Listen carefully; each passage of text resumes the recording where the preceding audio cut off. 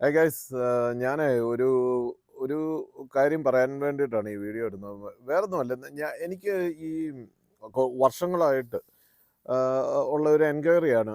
ഈ ഇടയൊക്കെ ആൾക്കാർ, ഇന്നലെയും ഒരാൾ എനിക്ക് ഈ പ്രൈവറ്റ് മെസ്സേജ് ഇട്ടിട്ട് ചോദിക്കുന്നുണ്ട്. അതായത് ഈ ഓസ്ട്രേലിയക്ക് പോരാനായിട്ട് അവരൊക്കെ ട്രൈ ചെയ്യുന്നുണ്ട്. അപ്പം നാട്ടിൽ ഒരു ഏജൻസിയുടെ കൊടുത്തു.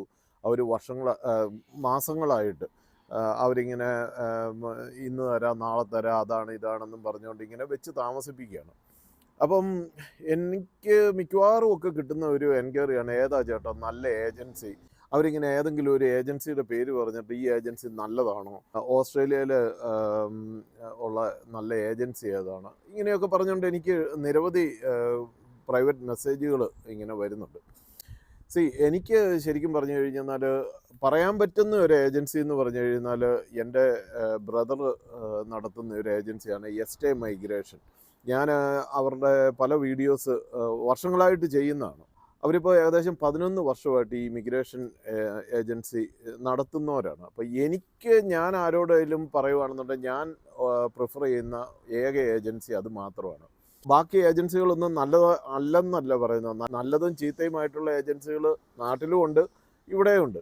പക്ഷേ എനിക്ക് ഡയറക്റ്റ് കോണ്ടാക്റ്റ് ഉള്ള, അല്ലെന്നുണ്ടെങ്കിൽ എനിക്ക് ഉറപ്പുള്ള ഒരു ഏജൻസി എന്ന് പറഞ്ഞു കഴിഞ്ഞാൽ എസ്റ്റേ മൈഗ്രേഷനാണ്. കാരണം ഞാൻ നേരത്തെ പറഞ്ഞ പോലെ എൻ്റെ ബ്രദറാണ് അതിൻ്റെ ഓണർ.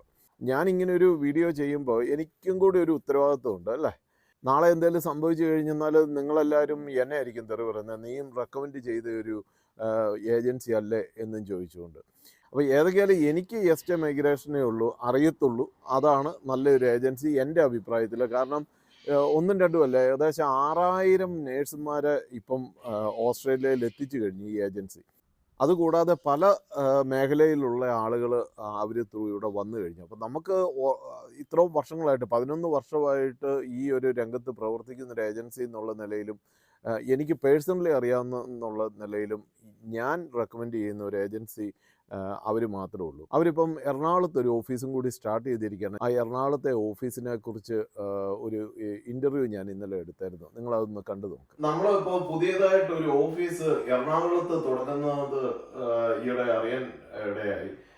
എന്നാണ് അതിന്റെ ഉദ്ഘാടനം? എന്തൊക്കെയാണ് അതിന്റെ കാര്യങ്ങളൊക്കെ ഒന്ന് പറയാമോ?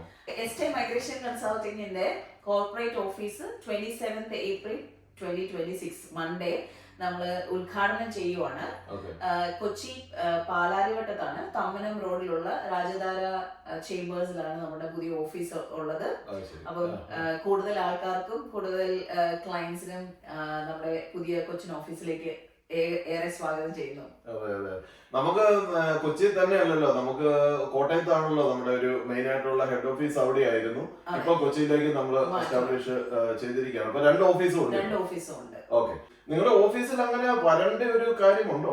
ഇല്ല, തീർച്ചയായിട്ടും നമുക്ക് കൂടുതൽ കൺസൾട്ടേഷൻസും എല്ലാം നമ്മൾ ഓൺലൈനിൽ തന്നെയാണ്. അതെ, തീർച്ചയായിട്ടും നമ്മുടെ സോഷ്യൽ മീഡിയ പേജ് വഴിയും അതുപോലെ വെബ്സൈറ്റ് വഴിയും ഇമെയിൽ വഴിയൊക്കെയാണ് കൂടുതൽ ആൾക്കാർ നമ്മളുമായിട്ട് കമ്മ്യൂണിക്കേറ്റ് ചെയ്യുന്നത്.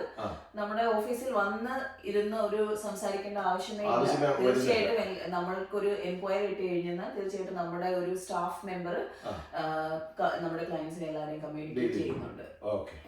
അപ്പം എസ്റ്റേ മൈഗ്രേഷനെ കോണ്ടാക്ട് ചെയ്യേണ്ടവര് ഈ ഞാൻ താഴെ കൊടുത്തിരിക്കുന്ന ഈ അഡ്രസ്സിൽ അല്ലെങ്കിൽ അവരുടെ ഫോൺ നമ്പറിൽ നിങ്ങൾ കോണ്ടാക്ട് ചെയ്യുക.